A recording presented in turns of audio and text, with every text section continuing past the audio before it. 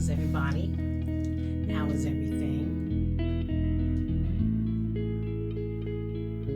Drop me a comment. Let me know what's going on. What's on your mind? Again, guess we're going to pick up. I was saying that Marie had met a guy, a really nice guy, and she was saying it had been a while since she met anybody like this. That was respectful, kind, interesting, and fun. So, let me see. Oh, so I've been reading this book here. It just got started last weekend. And I've been looking for a good book to read for a long time. And I have a niece. She likes to read, and she's young, but she will introduce me to some books. And she was pretty good giving me some good books to read. But I think it's probably been a year me trying to find a good book. But this guy is, not only you see he was fun, but so interesting and so knowledgeable. So if you get a chance, check that book out. It's Gil Scott Heron, Pieces of a Man. So it's a biography. So now Alan. As for me, things were going pretty smooth. No real bumps in the road. I had gotten me another hoopty. My paychecks were pretty good and steady, and so were the flow of women. Nothing serious as far as a relationship was happening. I had hooked up with one chick that we seemed to be on a more steady thing. She had a son.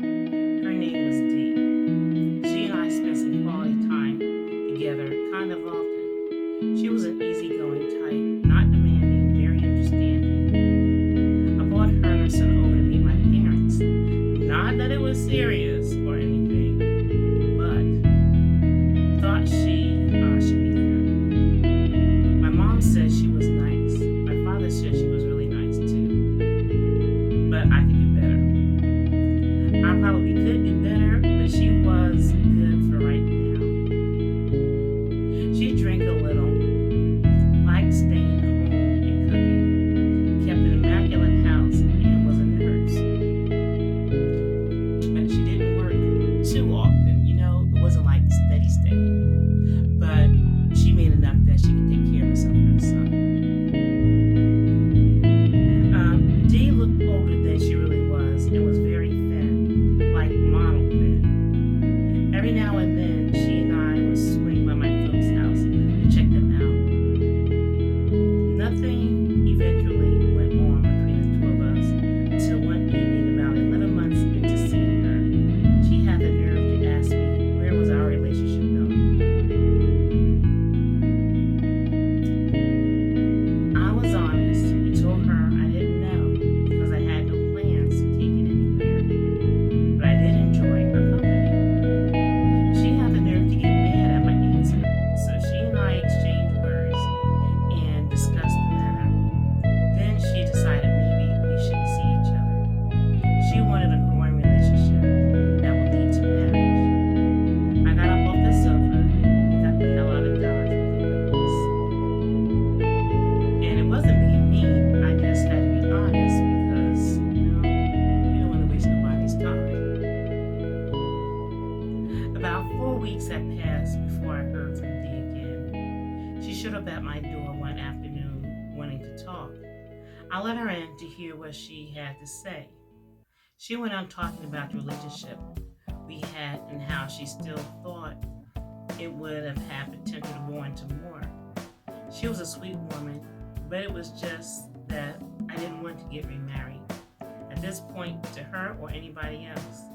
To be honest, I didn't think I even would ever remarry because my heart was still belonging to Trina in some kind of way. I didn't tell her about all this though. Then she reached for my shoulder to rub it. Then she moved her hand to my chest as she sat down next to me on the sofa. I felt a little uncomfortable, yet getting turned on at the same time. Then Dee kissed me softly on my lips. I didn't respond, so she kissed me again. This time, I kissed her back a bit. Dee started rubbing my thigh, and I knew we shouldn't be doing this because it would give her the impression of rekindling our relationship, which wouldn't be the right thing to do. I did care about her, but not the way she cared for me, and I knew it just wouldn't be fair to her to go through it. So don't get me wrong, I was getting turned on, but sometimes you have to know when sex can cause trouble or confusion, and convince yourself to not let sex get in the way by saying no and taking a cold ass shower instead. You see, 8 out of 10 times, I'd say women can't distinguish sex from making love.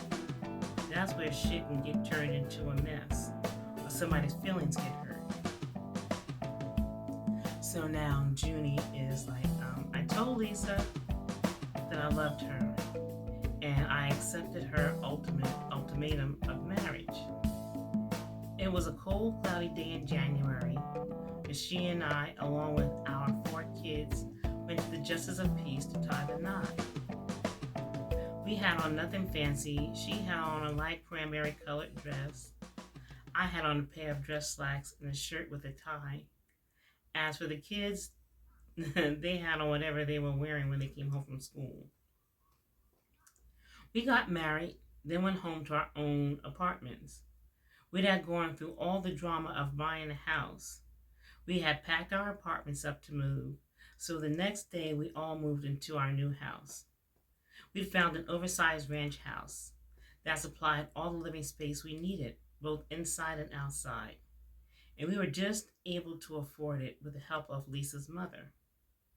Seems Lisa was so excited about moving, she had forgotten to tell her son that when he got out of school to come to the new house instead of going back to the apartment. Well, he got out of school, as usual, went home to the apartment to find it bare. He said he was thinking to himself, where the hell did they go? What's going on? They moved and left me? Then he thought, hey, wait, my stuff is gone too. So he made his way to the house we had all gone to see when we showed them the new house that we would be moving into. He said when he saw the cars in the driveway, he was relieved to see the cars. Then a happiness came over him when, as he picked up speed, jogging to the house. Having a new home, a house with a big yard, with family, including my best friends and my new dad, he was thinking. For the next week, we unpacked and settled in. Lisa had invited our families over for dinner to celebrate our marriage and the new home. My girl had cooked up an Italian storm. Pasta, sausages with peppers and onions, braciole, garlic bread, salad, and we had a small wedding cake for dessert. This actually started a family tradition of our family getting together almost every other weekend for dinner. And sometimes we just get together during the week just to eat a family meal. Even if it was a little something just thrown on the grill. Our family was already known for doing things and going places in packs. Yes, we traveled in packs like wolves, but we were referred to as the Clampetts, as in the Beverly Hillbillies, the Clampetts.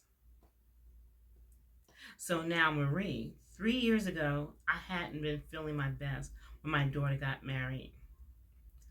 I signed myself out of the hospital 2 days before her wedding, promising to continue to take my medicines.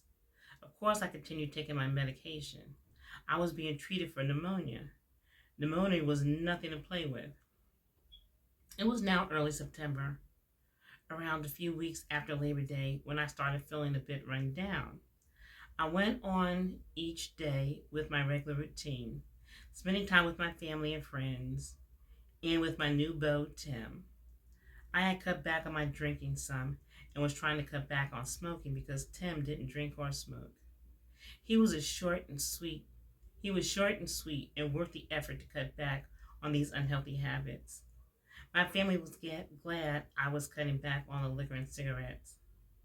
I have to tell you, Tim was a short man, very nice looking, with a tight little body, but not everything on him was little, if you know what I mean. Don't forget, he is a Jamaican. I don't know if Jamaican men live up to the myth, but Tim did. He was patient, tender, passionate, and well hung. To be honest, I always thoroughly enjoyed sex. And when it came time for Tim and I to get it together, I was always looking forward to it. Smile. Monica was going through an unhappy time in her marriage, but was trying with her husband to make the marriage work. He may have been trying more than he may have been trying more than her husband to make, well, she may have been trying more than the husband was to make the marriage work, to be honest. My relationship was coming along nicely. Sometimes Tim and I would go out for dinner, a movie, or just dancing, but his favorite was going to the beach to relax. Then there were times we'd stay around the house and just chill, watching television, playing cards or board games, and talking. He made me know he didn't just want me for sex. He always made sure I knew he enjoyed everything about me. I felt so appreciated and cared for with him. It had been years since a man made me feel like this. Anyway, Monica would be coming down on weekends, most weekends at least, with or without her husband to spend a day or the weekend. I was going out Halloween night for dinner with a few friends from work. I had told my mother I was feeling really tired, but I was still going because I wouldn't be out late. My friends and I met at the restaurant, and it was full. I mean, loaded. A lot of people were dressed for Halloween.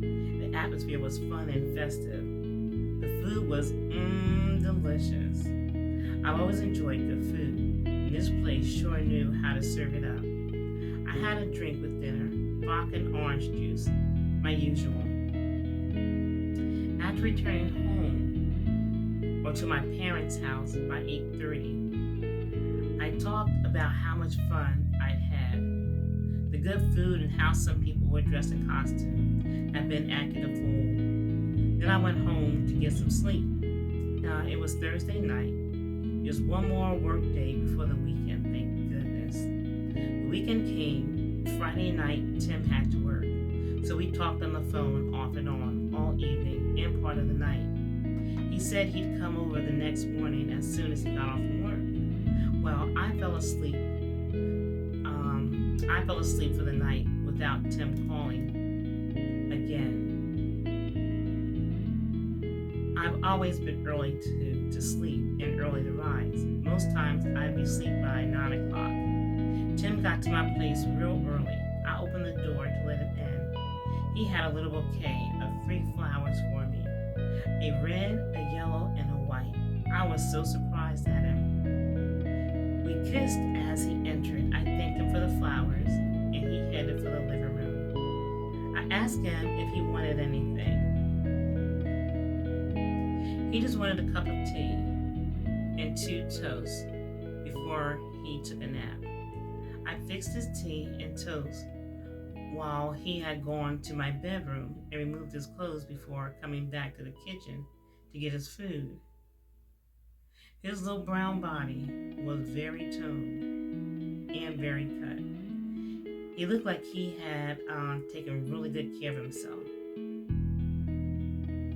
He told me to go lay down. I looked like I didn't feel good. I went and got into bed. When he returned to the bedroom, he had made me some mint tea and had 2 aspirin for me to take. Then he joined me in the bed and turned on the television. We talked and cuddled before he fell asleep. I slept for another 30 minutes myself, maybe, before I eased out the bed and downstairs. I watered my plants, mopped the kitchen floor, and did some dusting before settling down on the sofa with a cigarette and calling my mom and Aunt Kate. Monica and I had talked last night, so I knew she wouldn't be coming down this weekend. But she called me this morning just before noon. She said in case me and Tim needed some special time for ourselves. She was so fresh. I don't know where she gets that from. So, we're going to stop there right now because it is gorgeous outside, and I don't know if y'all are reading this or listening in during the day or if it's nighttime, but I don't want to take up too much of your time. But again, I thank you for stopping by. I hope you enjoy the rest of your week. Stay blessed. Be kind to yourself and be kind to others. And I'll see you again real soon. Take it easy.